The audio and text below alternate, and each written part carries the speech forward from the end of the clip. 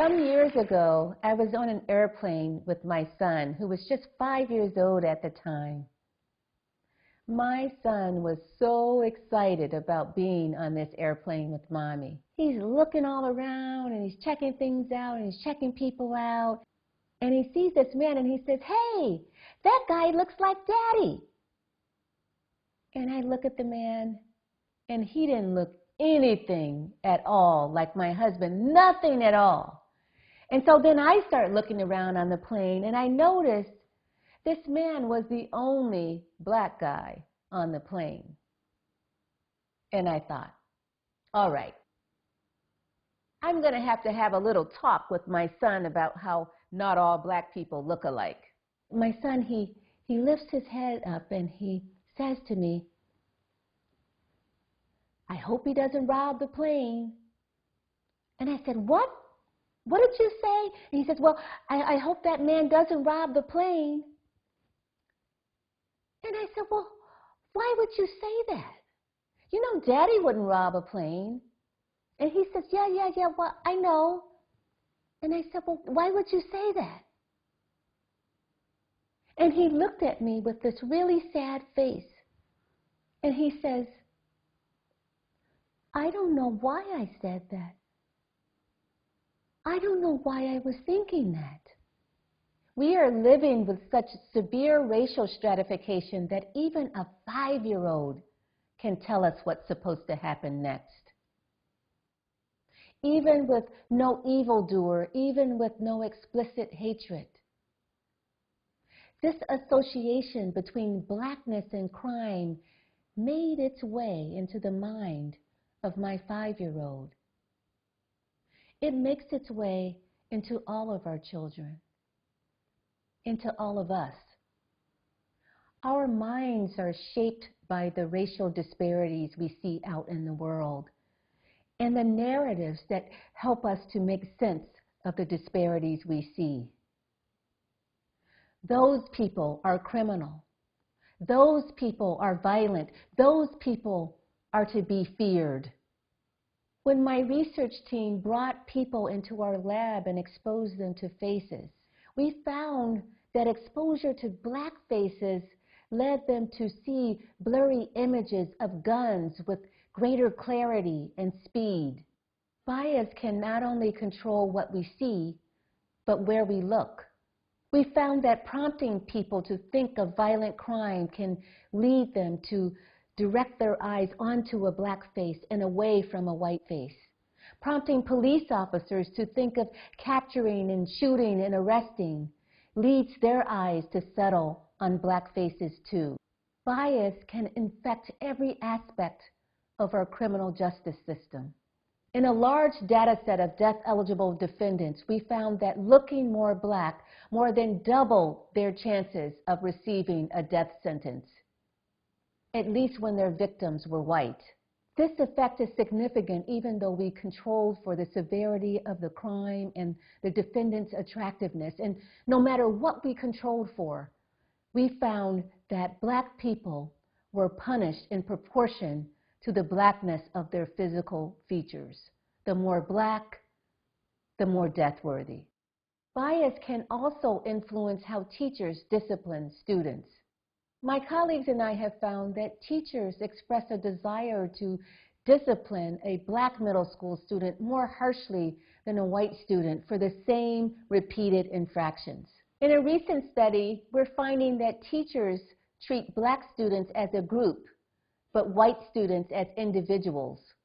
If, for example, one black student misbehaves and then a different black student misbehaves a few days later, the teacher responds to that second black student as if he had misbehaved twice. It's as though the sins of one child get piled onto the other.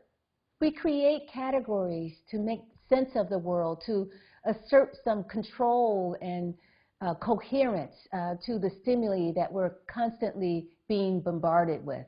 Categorization and the bias that it seeds allow our brains to make judgments more quickly and efficiently. And we do this by instinctively relying on patterns that seem predictable.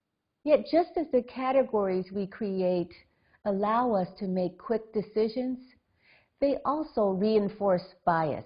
So the very things that help us to see the world also can blind us to it.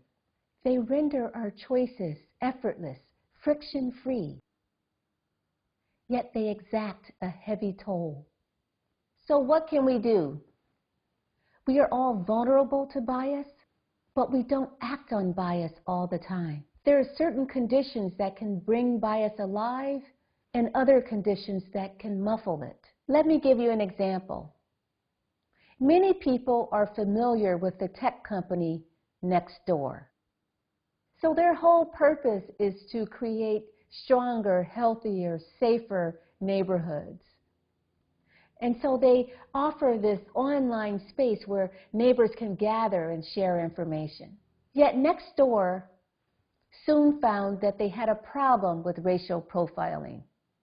In the typical case, people would look outside their window and see a black man in their otherwise white neighborhood and make the snap judgment that he was up to no good, even when there was no evidence of criminal wrongdoing. In many ways, how we behave online is a reflection of how we behave in the world. But what we don't want to do is to create an easy-to-use system that can amplify bias and deepen racial disparities, rather than dismantling them. So the co-founder of Nextdoor reached out to me and to others to try to figure out what to do. And they realized that to curb racial profiling on the platform, they were going to have to add friction. That is, they were going to have to slow people down. So Nextdoor had a choice to make, and against every impulse, they decided to add friction. And they did this by adding a simple checklist. There were 3 items on it. First, they asked users to pause and think, what was this person doing that made him suspicious? The category black man is not grounds for suspicion. Second, they asked users to describe the person's physical features, not simply their race and gender. Third, they realized that a lot of people didn't seem to know what racial profiling was, nor that they were engaging in it. So Nextdoor provided them with a definition and told them that it was strictly prohibited. Most of you have seen those signs in airports and in metro stations, if you see something, say something. Nextdoor tried modifying this. If you see something suspicious, say something specific. And using this strategy, by simply slowing people down, Nextdoor was able to curb racial profiling by 75%. Now, people often will say to me, you can't add friction, in every situation, in every context, and especially for people who make split-second decisions all the time. But it turns out we can add friction to more situations than we think. Working with the Oakland Police Department in California, I and a number of my colleagues were able to help the department to reduce the number of stops they made of people who were not committing any serious crimes. And we did this by pushing officers to ask themselves a question before each and every stop they made. Is this stop intelligence-led? Yes or no? In other words, do I have prior information to tie this particular person to a specific crime? By adding that question to the form officers complete during a stop, they slow down, they pause, they think, why am I considering pulling this person over? In 2017, before we added that intelligence-led question to the form, officers made about 32,000 stops across the city.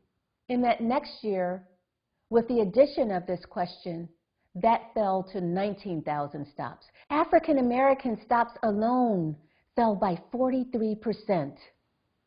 And stopping fewer black people did not make the city any more dangerous. In fact, the crime rate continued to fall, and the city became safer for everybody.